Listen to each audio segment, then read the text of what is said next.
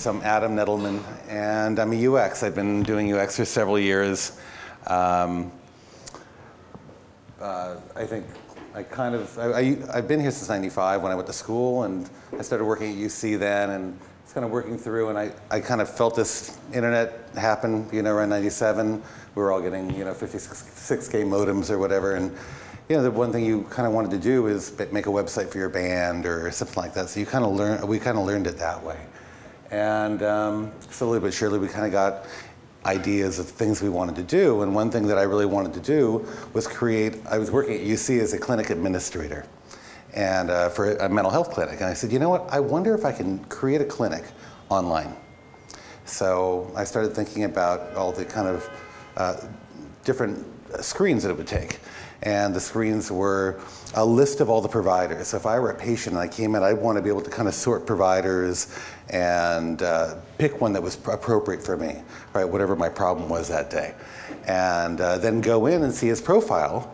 And when I saw his profile, I could see if he was available or schedule with him, right? And so I started kind of fleshing out these wireframes, kind of in my head, just drawing it out a little bit. And I said, okay, this could work. And then you have a clinic where you have both views of video when you're looking at each other. And so I found a developer. And I found he had a chat room that was non-refreshing. That was my whole thing, is have no refreshing. And so I worked on this for several years when I was at UC. And we opened it up from 2003 to 2005. And we were actually very, very successful. Unfortunately, the liability is so high in online mental health, we needed to shut it down. So I think of the 100 people who are here, if you're planning on opening any kind of health clinic or mental health offering online, be very aware that actually the liability is extremely high. And to be there was a great example of it recently. Google had a offering called Helpouts. And Helpouts was an online clinic. And they opened it up about a year or so back. And this week they closed it. I think they'll be closed by April. But April 20th, thank you, Debbie. So it's a pretty difficult grab, but I gave it a shot back then. And what it was a real enterprise application, and we're talking about enterprise tonight. So when I left that, I had a pretty good idea of how much it took, how many potential screens there could be in there. I mean, there were hundreds of screens in an online clinic, different states of these different screens. So either way, I left. I tried to do that for a little while. I went back to UCSF, and they asked me to come back, and I designed something else. And then I decided, I really didn't have a lot of experience with, I didn't understand teams. I didn't understand what a PM was and what a project manager or a product manager or QA or any of that was. So I decided I was going to consult for 2 years. I was going to go out, I was going to give up my cushy full-time job with all my killer benefits from UC and my tenure and everything, and I was going to go out and consult. So I did that. And I got my first job, and that job was at a company called EVB. I'm actually going through this pretty well. And EVB is an agency. So I had never worked for an agency before. I didn't know what agency environment was or how you worked there. But when I was hired, I was given a test, and they told me, okay, we draw me a what do you call it? A ski resort website. And I said, okay, so this is erasable. I said, okay. I put some mountains on here back. I said I'd do a halftone down here. I'd probably have the weather up here, and then I'd have some navigation here that told me, tickets and this and that and this and that. They go, that's fine, you got the job. I go, okay, great, thanks. So it was a game, Project Runway. So they give me this game. It was a great challenge. I can't show it to you right now because I don't have permission to show that. I do show it in my class, but I can't show it online with a video, unfortunately. But we really only have time for one deck. So what I learned to do in this time period is how to create what are called blueprints. And so I don't know how many of you have actually created a blueprint, but a blueprint's made up of 4 things. It's made up of a cover sheet. It's made up of user roles. It's made up of screen flows, and it's made up of wireframes. And that could be any depth. The one that I'm going to show you is about 31 pages deep, and I was given 3 weeks to do it. So let's see if I have So yeah, let's talk about blueprints. And so I'm going to go through it the best I can on this. I'm not that familiar with this area, but I'm going to try to, not that one. I'll just open that up again. So this is not one of my more beautiful cover sheets, but it is a cover sheet nonetheless. And you can see it's from 2008. So one thing I want to talk to you about a little bit, just so you kind of get the big picture of what's going on with UX, it hasn't been around that long. All right, so these formulas that I'm going to teach you right now, doing user roles, doing site mapping, and how you get from that site map to those wireframes. The formulas have been around for, I don't know, maybe since 1980s. People have been writing about them. Jesse James Garrett wrote a great book called The Elements of User Experience. If you haven't read it, it's an absolute must. But it really talks about structure and strategy, et cetera. You can see how old my copy is, and you know. And then just another thing that kind of, I've got it here. Has everybody read this book? Everybody's read it? Good, okay, all nods, excellent, good. That was the one that really taught me about navigation. And one thing I really learned here and I really got was how navigation, how important it is. And what Steve Krug talks about is how do you get a person from point A to point G in the simplest line possible, number one, and how do you tell them where they are at any one time while they're navigating your site? So, and he says, you know, I love LA because LA has these really big street signs. It's got a lot of distance in between the stoplights, right? But as you're moving through, you know, you get within some kind of distance, you can see that this is Venice and National, right, or wherever you are. And I always know where I am. Well, he's always trying to make sure that whoever reads this book knows that you need to tell everybody where they are at any time. If you're at Amazon, I'm at the corner of, or Sears, I'm at the corner of chainsaws and hardware, right? I just know where I am. So either way, we have a cover page. This is 2008. And the one thing I wanted to mention about '08 is that UX really hasn't been around that long.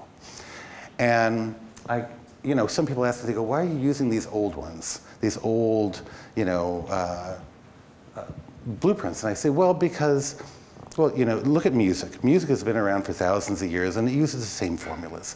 Look at math. It's been around for thousands of years and it uses the same formulas. UX has not been around for thousands of years, but this is the formula I was taught to use while I was at a company called Sapient, right? So this is Sapient Process. And the first thing you do with Sapient Process, after creating the cover sheet, is you create user roles. And let's see if I can zoom in here, okay?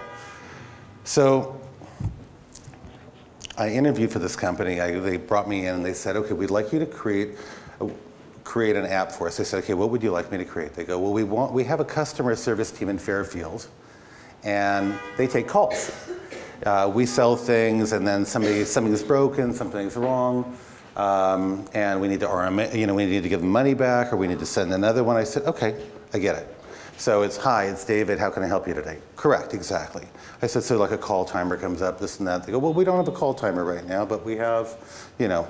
I said, all right, fine, so who's gonna be using it? They said, well, we have CSRs, and they're levels 1, 2, somewhere in there, you know, get paid a little different scale. We have CSR managers who oversee the customer service reps, CSRs. And then we have an admin or supervisor, and they basically write scripts that might be, you know, and give email permissions and all that. Now, I'm not going to try to teach you what a customer service application is all about. What we need to be looking at here is what's going into the blueprint. How are we going to accomplish a goal of giving something to a development team or a developer or a visual designer, which is the process, right? So it starts with extracting the requirements from the stakeholders. So what we do is we interview, and you notice I don't use PowerPoints, right? So I don't have anything to go by. I'm just kind of talking it through with you. It's a very simple process. The first thing you do is you figure out who's going to be using your website or application, number one. After you understand that, you get an idea of what they're going to accomplish in these first, you know, in the main part of their day. You know, every day when I'm the CSR, I'm J. Doe, and when I log in, I'm going to do an order search. A timer might start. I might get some order results. I'll take a call, action on the account, and then back to the search page. That's what I was able to capture from a business analyst that was assigned to me when I went in.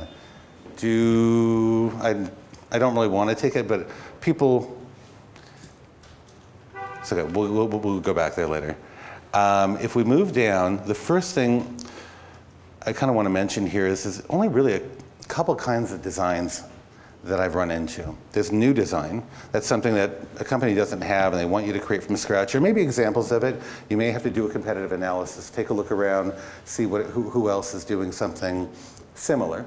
But it's a new design for them, and they're willing to pay you the entire, for the entire project. And then there's legacy redesign. If you notice that this was titled Nexus Legacy Replacement Redesign. So this is a redesign of a site that they have right now, an application. And the application is basically an ordering system where people can take calls and they can say, okay, what can I get you today? Right? And sometimes people are on, they only want something once. Maybe they're buying some eye cream or they're buying some DVDs or whatever. But the first thing the CSR needs to do is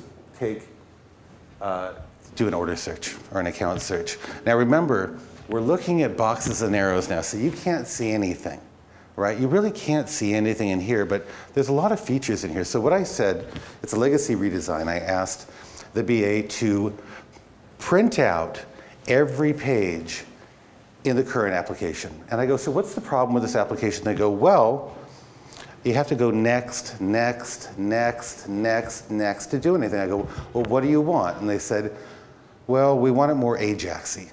I said, okay, or it's 2008, right? And I said, okay, then what you want is more of a single view. They go, yes, we want it all in a single view.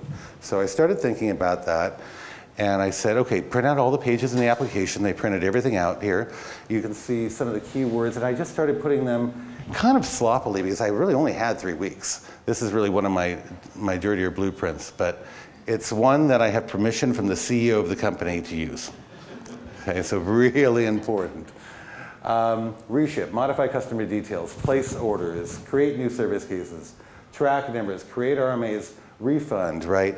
The reason I'm going over these is because I have to get every one of these pieces into an interface that's a single view. How am I going to do that? I mean, I have no idea at this point. I'm just taking pieces of paper that have been printed and making boxes out of them, right? And I'm putting them in order and I'm connecting with some hierarchy that seems to make sense to me, right? Doesn't have to make sense to anybody else, but at some point I need the BA to sign this after I print it and say, yes, this is all of it. So you don't have that scope creep, right? Secondly, let's just go through a couple more order flow. Remember, they're going to search for something, then they're going to see some kind of order. Here you have a straight sale continuity. That's all you need to look at here. Basically, they're either going to take a call and do one sale, or every 30 days they're going to mail it out. And there's going to be some functionality associated with it. Remember, we're talking about enterprise applications here. This is not just a website. It's not an e-commerce site. It's not just an information site. It has a ton of functionality in the back end. And it's much more, it just takes a different mindset. So I asked them, I said, what about a work queue? I said, do you guys have a work queue right now? They said, no. I said, well, they go, what would you think about it? I said, what is a work queue? I said, well, it's just basically a kind of a frame of all of your CSR, all of your calls, and you can see them all in one place. They go, oh, we'd love to have that. I said, okay, well, maybe I can scope that in. Let's see. So I kind of drew out a work queue flow. You guys can all read this okay, right? I don't need to zoom in too much further. And then remember we had that admin super user at the end, right, of the user flows. So here we have the things that he needs to do: email templates, bulk work assignments, write and update and deploy scripts, whatever that is. And we have a super user and a manager. What are the difference in functionality? This has to be captured by a UX. If you go into a job, contract, non-contract, whatever, if you're creating an application, you need to know exactly who the people are and exactly what the functionality is they're going to need to be able to take, what action they'll be able to need to take within that application. So I shut my mind down. There were no iPhones at this time. There were no, there were very little distractions. We weren't constantly there in '08. And I could actually shut my mind down and look at these flows for a day or two. And when I finally visualized it, I visualized a work queue first. And so the first wireframe is this work queue. Unfortunately, I'm missing the top of my browser. I need to get it, put a new PDF together. But this is a work queue, and we just talked about line items, but there's a couple things that you need to keep in mind when you're designing Well, let's look at one thing first. Let's look at the global navigation. Remember all these pages that we had up here that we just went, how I've named them? Here's admin, work queue, order, and search, right? What do we have as our tabs here? Search, work queue, ordering, and admin. So we bundled all of these bits that they've printed out from me, these 4 sections, and we've created a global navigation. We're starting the work queue. So if you guys need to know how to get an enterprise application together and put everything under a tab, this is the way it happens. It happens page by page. There may be multiple pages behind it, but I do my best to keep it on one. Also notice here that you have some, don't worry about the functionality, it's just functional specs. We write the functional specs. You know, there's functional specs are anything you tap on. So if I tap on search, search tab takes to the basic search page, which searches for the count and order information, right? 2. Work queue tab, present view, takes us to work queue view. 3. Ordering tab takes us to there. What happens if I tap on this, click on that? And we're supposed to write all of this out. Remember, this is UX in a nutshell, so I'm trying to really compress a lot of what we do in just 10, 15 minutes. So this is a work queue. We move on. Here's a work queue view with a modal. Here's a work queue view of the CSR. They don't have a pull-down menu here, where the other one did to reassign cases.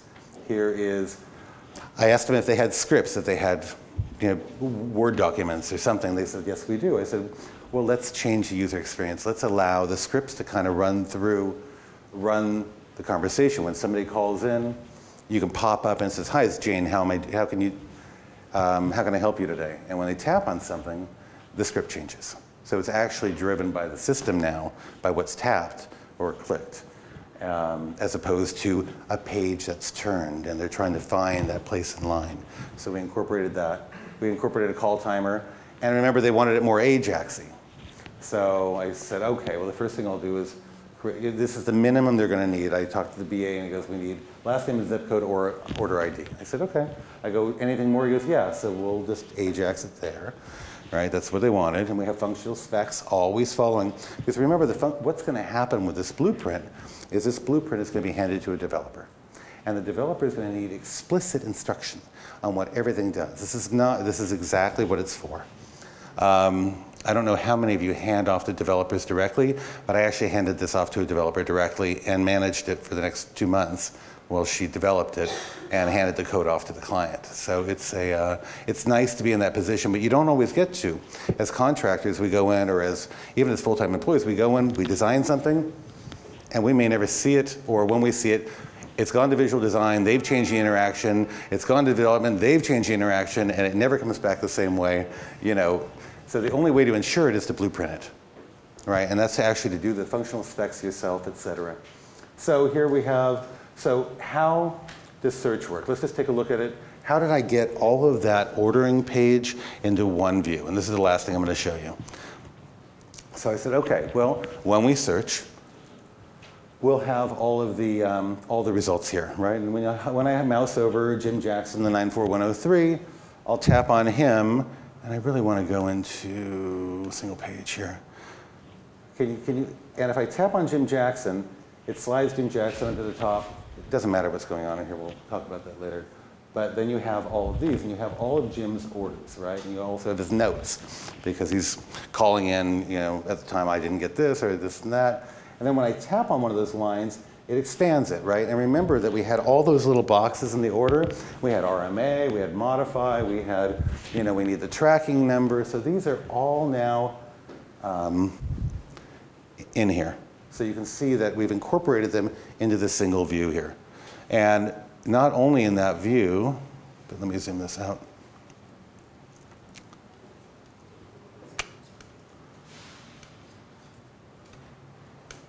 See if I can move pages. Oh well.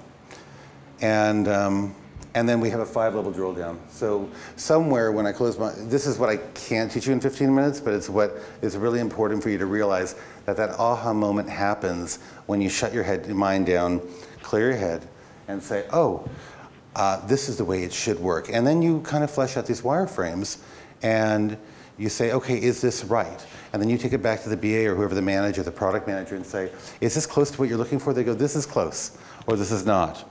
or would this be helpful for your staff, the CSRs? Can people manage with this? And that's how I represented that AJAX single view. And how I got every box into place everywhere in here. And I'll just kind of skate through. Here's the service case, here's the RMA, here's the refund, what goes into that. There's all the functionality. Remember the email services that the admins are writing, they've got to be somewhere. And then you've got the ordering, the search tab and orders, and lastly the admin section here. So that's kind of 3 weeks of work, you know, a while back, and how you, you know, I kind of show how we tackled one problem. And here's how it actually came back from the developer did everything. They added a new call button, but it actually stayed almost identical. You see how it's, you know, the visual design, it's not a big GUI and this and that, it's all CSS. It stayed, there's the notes that they read off of right there. And when we give it back to them, everybody was very happy. So they said actually everybody who used the application had very, very good results. So that is as much as I have for you tonight. And I want to thank you very much.